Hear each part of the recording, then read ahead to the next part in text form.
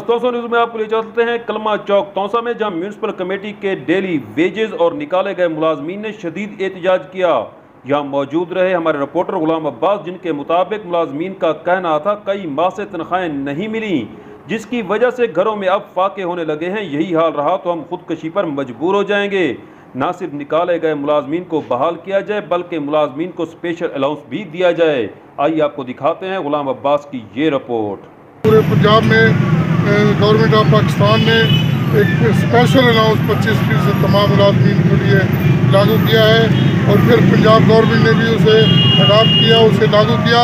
लेकिन हमारे पंजाब भर के बलदियाती मुलाजमीन पर 25% अलाउंस को जो है लागू नहीं किया गया और ना ही उन्हें अदा किया जा रहा है। हमारा ये हुकूमत पंजाब से, वज़ीर आला पंजाब से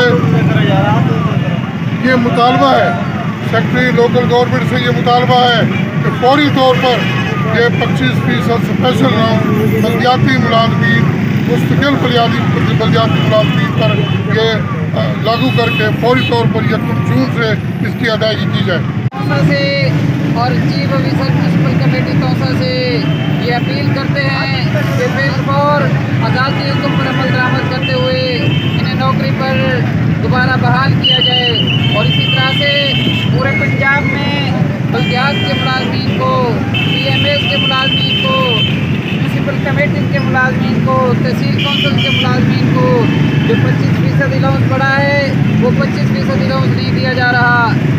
ये जो इस वक्त यहाँ मजदूर इकट्ठे हो चुके हैं, 1.5 साल ये म्यूनसिपल कमेटी तोसा में काम करते रहे हैं सैनिटरी वर्कर के तौर पर, लेकिन अफसोसनाक बात यह है कि इनको बगैर किसी वजह के कमेटी से निकाल दिया गया।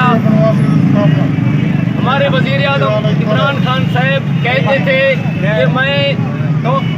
मैं पाकिस्तान के अवाम को 1 करोड़ नौकरी दूंगा और 50 लाख घर दूंगा, लेकिन आप देख रहे हैं कि हालत ये है कि किसी गरीब को नौकरी देने की बजाय लोगों को रोज़गार से निकाला जा रहा है। मैं ये समझता हूँ कि ये जो कार्रवाई की है म्यूनसिपल कमेटी की इंतज़ामिया ने, ये इनका मुआशी कत्ल के मुतरदिफ है।